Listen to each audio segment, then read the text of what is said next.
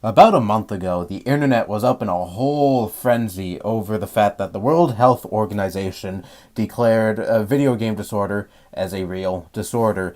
And like I said, everyone just lost their fucking shit. Everyone was making post after post, video after video, discussing how they think this is so fucking stupid, and everyone was just so against this. So many gamers were so fucking riled up over this shit.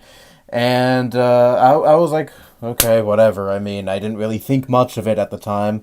I mean, I didn't really get the whole frenzy shit. I didn't get why people were freaking out so much because even then I was like, you know what, maybe this is a real thing. You know, some people just take video gaming to the extreme. Some people are just completely fucking addicted to their fucking games, or to the point where they don't do much else with their social. They don't have much of a social life at all. They don't go out much. They don't do much. They don't do much. They just sit there and game because they're just that fucking addicted to their video games. So it was just recently that I decided to finally look more into this whole thing and see if I actually do agree with the World Health Organization's decision.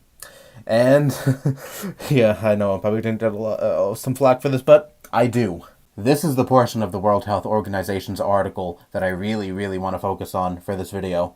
Should all people who engage in gaming be concerned about developing gaming disorder? Studies suggest that gaming disorder affects only a small portion of people who partake in digital or video gaming activities.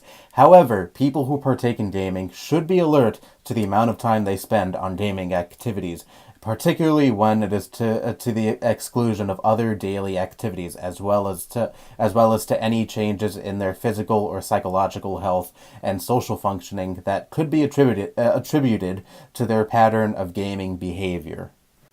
So why are people so fucking upset over this again? Really, I just want to know why the fuck do people why the fuck are people so angered by this? If you actually took the time to read the whole article, you would see that if you just casually game, even if you just game for a few hours a day, that's not bad at all. Bad at all. If it is affecting your social life, your mental health, your physical health, if you're just sitting there every fucking day, 24/7, glued to your TV or glued to your computer, fucking playing your video games all day long and doing literally nothing else, then you have a problem, and you really, really need to get that fucking checked out. And I don't see the huge issue in this finally becoming a medical disorder, because honestly, this is really no different than a gigantic fucking junkie, a fucking heroin addict, or a drug addict in general, buying drugs and shit, doing them all the time. It affects their social life. It also affects their mental health, their physical health. How is this any fucking different? Okay, yes, you're not injecting harmful drugs into your body, but something is still fucking hindering your social life, your physical health, your mental health.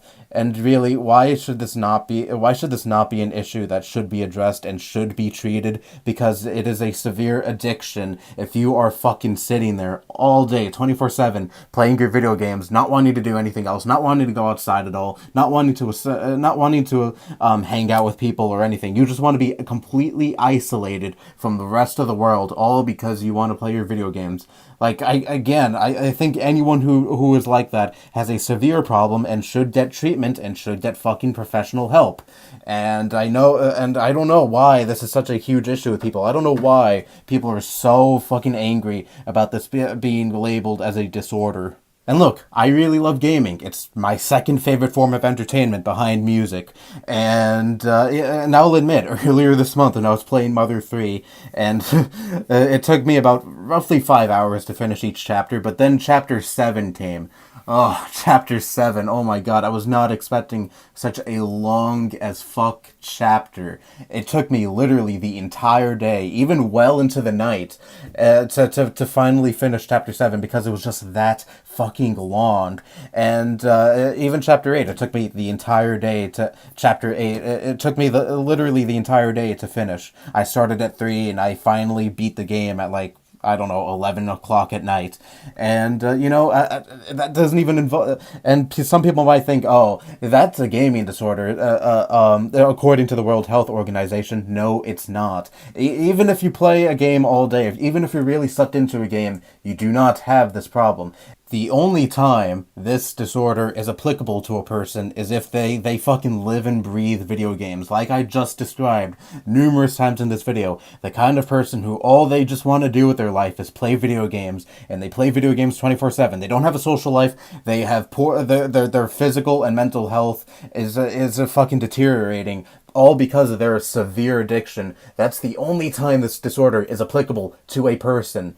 You know, even when I was playing Mother 3, even when I really wanted to keep playing the game because I just wanted to find out what happened next, I limited myself to one chapter a day.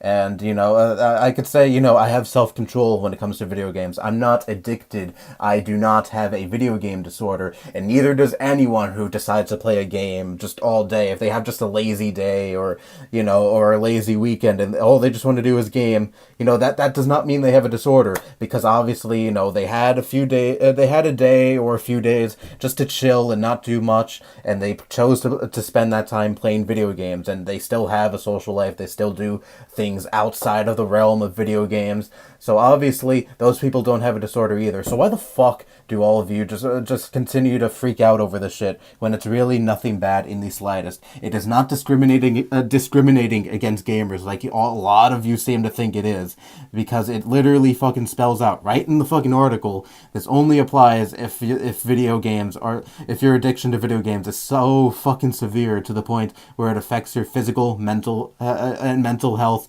and you know, video games are just always on your fucking mind. You cannot move away from the TV screen or the computer. That's when you have an actual problem.